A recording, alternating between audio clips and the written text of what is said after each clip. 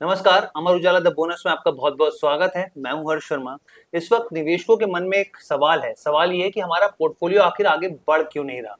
एक और चीज़ जो इंटरेस्टिंग है, अभी हम लोग चर्चा में आपको बताएँगे कि आखिर जो वैल्यूएशन का मापने का पैमाना है पी, आखिर पी को फॉलो क्यों नहीं करना चाहिए? आगे 2026 में क्या दिख रहा है? कौन से सेक्टर जो हैं वो आउट परफॉर्म करते हुए दिख सकते हैं? बहुत सारे ऐसे सवाल हैं, उन पर चर्चा करेंगे और उस चर्चा को आगे बढ़ाने के लिए हमारे साथ जुड़ रहे हैं जॉर्ज जोसेफ सर, जो कि सीआईओ हैं, सीईओ हैं इक्विटी एएस के इन्वेस्टमेंट मैनेजर्स की तरफ से। सर बहुत बहुत स्वागत है आपका। Thank you.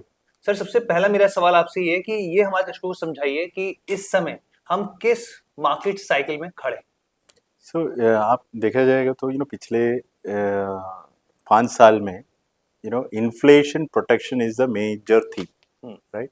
Inflation protection sectors, commodities, engineering and utilities, power sector companies, as well as financial sector and real estate. These are the sectors which actually performed. क्योंकि ये सेक्टर्स में इन्फ्लेशन प्रोटेक्ट हो सकता है. गोल्ड ऑल्सो, कमोडिटीज मतलब industrial commodities as well as precious commodities, उसमें भी पैसा इन्वेस्ट करना जरूरी था and that's what happened. So पिछले 5 साल में ये सारे सेक्टर्स में you saw massive boom, and that is where the opportunity was there. And even today, आज की तारीख में भी आप देखोगे यूएस में इन्फ्लेशन 3% है. ऐसा नहीं होता, इन्फ्लेशन बहुत नीचे आ रहा है. इंटरेस्ट रेट कट की बात चल रहा है, बट व्हेन इन्फ्लेशन इज 3% 4% के तौर पे चलता है, that's not the time to be invested in safe sectors, so-called safe sectors like FMCG, pharma, IT. This is the time to look at cyclical sectors, जिसमें आपको इन्फ्लेशन प्रोटेक्शन मिल सकता है. सो business cycle 2020 से ऐसा चल रहा है कि नहीं, you have to be in the cyclical sectors. That is the most important thing.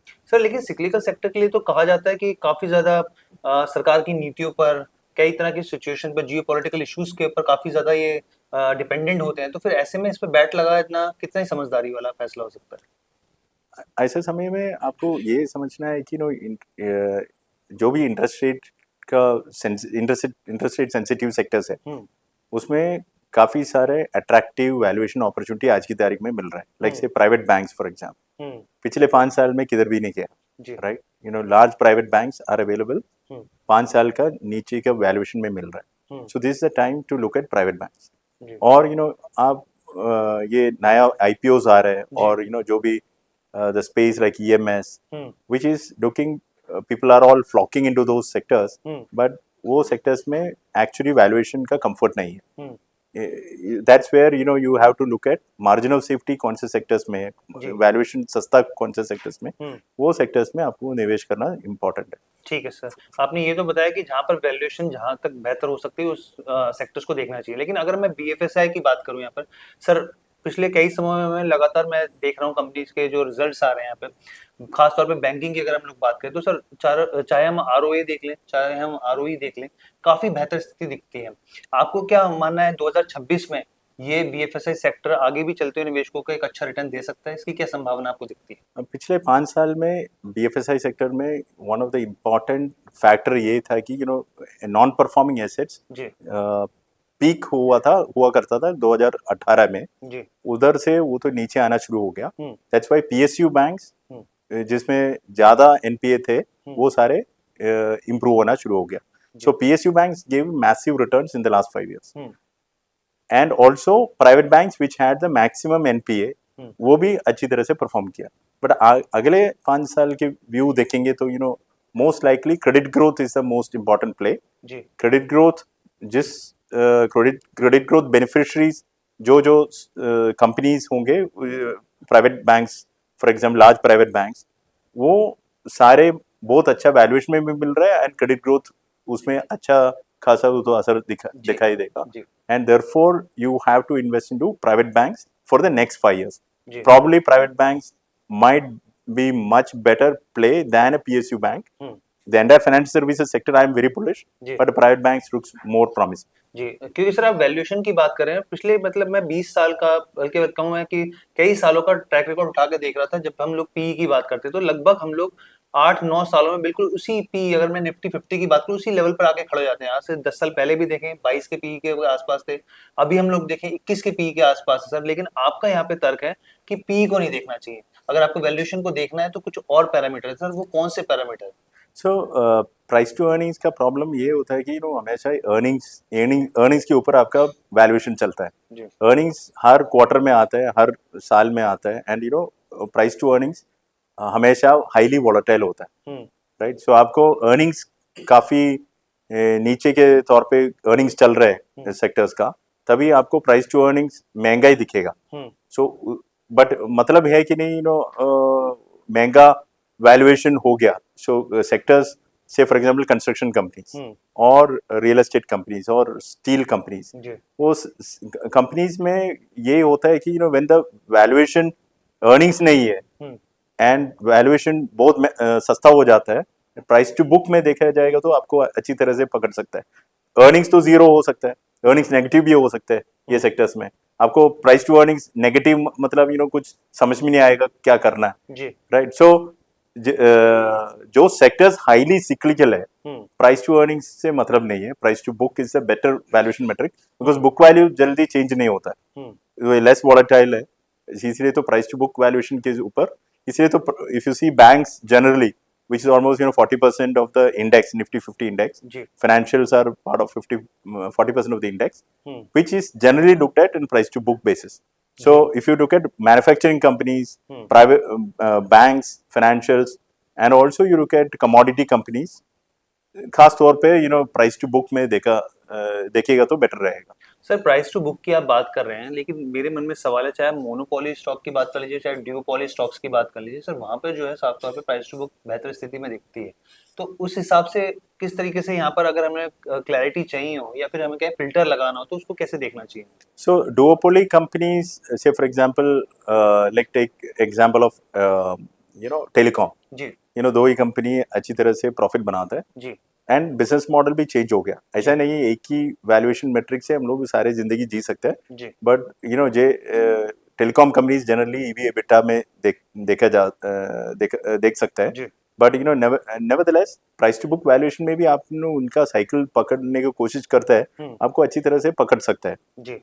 अभी आज की तारीख में 10 टाइम्स प्राइस टू बुक में टेलीकॉम सेक्टर चलता है, whereas if you look at historically it was trading at a ridiculously cheap valuation, तभी उनको ROE नहीं बनता था, प्रॉफिट नहीं बनता था, डेट भी बहुत ज्यादा था। अभी डेट भी कम हो गया, कैश रिच कंपनीज बन गया, एंड ऑल्सो डुओपोली बन गया, तो कंपटीशन भी कम हो गया। सो आपको निवेश करने के टाइम पे आपको काफी चीज देखना पड़ती है। you have to look at whether the sector is highly competitive, more competition is coming in or reducing competition. For Porter's law, आपको पता होगा, वो देखना जरूरी है। अच्छा सर, एक दौर था जब कहा जाता था कि गधे घोड़े भी चल जाते हैं, और जिसमें डालते थे निवेशक पैसा तो ज्यादातर जो है उसमें एक अच्छा रिटर्न बन जाता था, लेकिन अब वो स्थिति देखने को नहीं मिल रही, काफी टाइम हो गया। और मिड कैप और स्मॉल कैप की बात करें तो अच्छी खासी पिटाई हुई है, निवेशकों का दर्द साफ तौर पर झलकता है यहाँ पर। आपका क्या मानना है, ये जो फेस है कब तक दूर होता हुआ दिख सकता है, और अगर पोर्टफोलियो में एक अल्फा जनरेट करना है तो उसके लिए किस तरीके की रणनीति बनानी चाहिए? सो पिछले 5 साल में mid and small cap space में काफी सारे पैसा आ गया, म्यूचुअल फंड्स का भी, SIPs जो आता है, हर महीने में $3 बिलियन आता है जी, वो सारे मिड एंड स्मॉल कैप में मैक्सिमम जा रहा है। इसलिए तो ये हो रहा है कि FIS जो बेच रहा है वो तो लार्ज कैप में बेच रहा है। सो लार्ज कैप स्टॉक्स बेच के पिछले 2 साल से वो तो लार्ज कैप स्टॉक्स ही बेच रहा है। सो लार्ज कैप स्टॉक्स वैसे भी तो सस्ता होते जा रहा है, एंड म्यूचुअल फंड में जो पैसा आ रहा है वो तो small cap and mid cap में जा रहा है। इसकी वजह से small cap and mid cap और ट्रेडिंग वेरी हाई वैल्यूएशन। सो डिफरेंशियल वैल्यूएशन देखा जाएगा तो लार्ज कैप और मिड एंड स्मॉल कैप का डिफरेंशियल वैल्यूएशन पिछले दो विद 20 इयर्स में लोवेस्ट पॉइंट में लार्ज कैप वैल्यूएशन मिल रहा है relative to mid and small cap.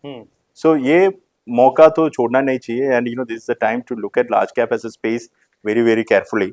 But at the same time you have to do the diligence, आपका adviser से बात करना चाहिए, कौन से सेक्टर में लगाना है, कौन से कौन से सेगमेंट में पैसा लगाना है, एंड रिस्क के हिसाब से आपको, पोर्टफोलियो के रिस्क के हिसाब से आपको देखना चाहिए. सो एडवाइजर अच्छी तरह से वो आपको तो गाइड करेगा. जी. But nevertheless, this is the time to look at the large cap space is what we believe. Okay sir, मतलब आपका मानना है कि मिड कैप और स्मॉल कैप के मुकाबले अभी भी जो है यहाँ पर लार्ज कैप में ज्यादा बेहतर स्थिति दिख सकती है. ये काफी करेक्शन हुआ, काफी लोग बोलते हैं, बट मेरा वैल्यूएशन मेट्रिक्स अच्छी तरह से बैठ नहीं रहा अभी भी. When I look at mid and small cap में काफी महंगाई दिख रहा है अभी भी. सो उधर वैल्यूएशन करेक्शन इधर बाय टाइम करेक्शन और एक्चुअल मार्केट करेक्शन हो सकता है. एंड जिस तरीके से large mid cap and small cap funds इतना बड़ा हो गया, and if you look eight some of the mid and small cap funds are bigger than large cap funds. जी. ये सिचुएशन नहीं था 2008 में जब भी मार्केट करेक्ट होने के टाइम पे. सो जब भी correction mid and small cap में अच्छी तरह से होगा, situation will be very very precarious. अच्छा सर, कहीं फ्रॉड दिख रहा है आपको? क्योंकि पिछले कुछ समय में कुछ सेक्टर्स हैं, जैसे ईएमएस की बात कर लेते हैं, या फिर बहुत अच्छा रिटर्न बना के दिया. रेलवे की बात करते हैं, यहाँ पे कंसर्न जो है अभी तक लगातार बन रहा है. और भी कई सेक्टर्स हैं जो कुछ करके नहीं दिखा पा रहे अभी तक. कहीं ऐसी सेक्टर्स में जहाँ आपको लग रहा है कि यहाँ पे अभी फ्रॉड अभी भी बना हुआ है? सो काफी सारे सेक्टर्स अच्छी तरह से चला है. सिक्लिकल सेक्टर्स जो भी है, रेलवेज है, रोड्स है, many companies in these sectors. और आर्टिफिशियल इंटेलिजेंस की बात चल रहा है, और जो भी आर्टिफिशियल इंटेलिजेंस से जोड़ के काम करता है, दो सारे सेक्टर्स का वैल्यूएशन महंगा हो गया. और ईएमएस आप जो बोल रहे थे, वैल्यूएशन एक चीज होते हैं इन्वेस्टर के लिए वेरी वेरी इंपॉर्टेंट है. जब भी आप सस्ते वैल्यूएशन में खरीदते हो तभी जाके महंगा वैल्यूएशन में बेच सकता है. सो आपने खरीदने के टाइम पे वो मिस्टेक किया, हाईएस्ट वैल्यूएशन में आपने खरीद लिया, फिर कैसे वो आपको तो अच्छा रिटर्न मिलेगा. सो मेरा मानना है कि ईएमएस और दी स्पेस आपको वैल्यूएशन के तौर पे जरूर देखना है, और ये जो भी आईपीओस आ रहा है, और आपको वैल्यूएशन जरूर देखना है. अदरवाइज आपका hard earn money is invested into it, and you need to be careful about. मैं आईपीओ पे भी बात करूंगा सर आपसे, क्योंकि मैं अभी खबर देख रहा था कि एक सब्जी वाले का भी आईपीओ आने जा रहा है एसएमई सेगमेंट में. तो बहुत सारी इंटरेस्टिंग चीजें हो रही है. लेकिन सर मैं आपसे पैसिव फंड की बात करना चाहूंगा, क्योंकि आप पैसिव फंड को लेकर काफी ज्यादा फोकस रहते हैं. तो हमारे दर्शकों को समझाइए सर, ये जो चीज है कि इंडेक्स फंड कैसे सर जो बेंचमार्क है उसको और परफॉर्म कर सकता है, इसके पीछे का लॉजिक आपको क्या दिखता है सर? सो हमारा फोकस पैसिव फंड में नहीं है. हमारा focus is mainly active funds.